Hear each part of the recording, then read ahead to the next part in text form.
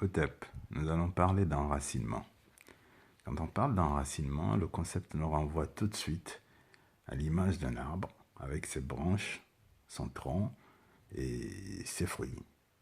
Mais l'essentiel de la chose que nous évoque le mot enracinement, c'est ce qui se passe en dessous, donc au niveau du sol, ou plutôt en dessous du sol, dans la terre. Alors, on imagine les racines qui sont des formes de branches qui s'étendent sous la terre et qui permettent à l'arbre de puiser dans le sol, dans la terre, qui est sa matrice, ce dont il a besoin pour se nourrir, pour développer son tronc, ses branches, ses feuilles et produire de son fruit.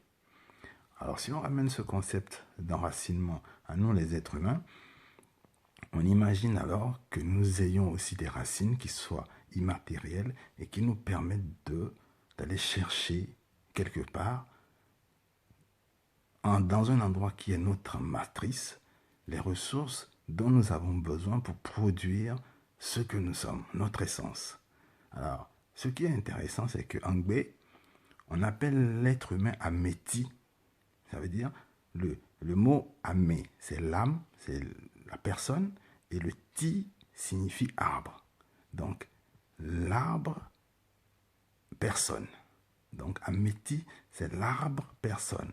Donc, la conception du Gbé de l'homme nous renvoie, on nous imagine comme des arbres. Donc, ça veut dire que nous ayons des racines. Et ces racines, c'est quoi? C'est nos origines, nos traditions, d'où nous venons, et qui constitue notre matrice, notre sol. Et c'est dans ce sol-là, dans ce corpus qu'est nos traditions, qui sont des valeurs que nous héritons de nos ancêtres, de nos origines, que l'on va trouver nos ressources, qui vont nous permettre d'éclore, de nous nourrir et de produire ce que nous sommes, ce pourquoi nous sommes là. Le concept est très intéressant. Donc, ça veut dire que nos langues sont primordiales. Apprendre nos langues et pour pouvoir appréhender, maîtriser nos traditions et les comprendre est très important. C'est pour ça que nous sommes là. Et c'est notre but premier. C'est avec ça que nous devons œuvrer. Donc, l'enracinement, c'est s'ancrer dans nos traditions, dans nos valeurs d'origine, dans nos traditions, dans nos langues, maîtriser nos langues. Et c'est assez simple. Je vais essayer d'expliquer ça en faisant un exercice sur le mot liberté. Quand je parle de liberté, tout de suite, si on va dans le dictionnaire, ce mot qui est du français va me dire, ok, la liberté, c'est être soi, vivre selon soi, être autonome. Alors, si je vais dans le dictionnaire, grosso modo, c'est ce que je vais trouver. Bon, après, c'est vrai qu'il peut y avoir, on peut définir la chose et faire un travail philosophique dessus. Mais ce que je veux dire ici, c'est que si je vais tout de suite dans ma langue maternelle, le B, l'élevé, la liberté se dit vovo. Alors, quand je dis ce mot vovo, ça me parle tout de suite. Parce que je me dis, ah, il y a deux syllabes. Vo, vo. Alors, le premier vo, ça veut dire, si vous voulez, divergence, différence. Donc, il y a l'idée d'une singularité. Donc, je me dis tout de suite que la liberté est une singularité. Alors, cette singularité est mienne, mais en même temps, elle appartient à quelqu'un d'autre, à autrui. Ça veut dire que c'est ça qui fait la différence et la diversité. Donc, la liberté est une diversité. On n'a pas tout de suite cette notion d'autonomie, mais on voit tout de suite une diversité. Et c'est ça qui est intéressant. D'autre part, cette idée le premier veau dont je parle, quand on dit en anglais que quelque chose est veau, ça veut dire que cette chose est ouverte, elle est illimitée, ouverte comme l'air, quoi. Quelque chose qui est veau, ça veut dire que la chose est ouverte. Donc, on a cette idée d'espace de liberté. Donc, la liberté se définit comme un espace. Mais quand je reviens à cette idée de distinction et de différence, de diversité, ça me fait penser tout de suite que cette liberté doit avoir des limites. Et c'est là où le deuxième veau va nous renseigner sur le concept. Alors, le deuxième veau, ce qui est le suffixe, veut dire pourrir. Donc, ça veut dire que Une liberté qui ne tient pas compte de la différence, de la diversité et de la sphère, c'est-à-dire de son extension, et qui ne s'imagine pas limité, peut entraîner un pourrissement. Un pourrissement de quoi? De relations. Donc, un pourrissement de cadre de vie. Donc, on voit ici dans la dimension sociale, la liberté ne peut se conférer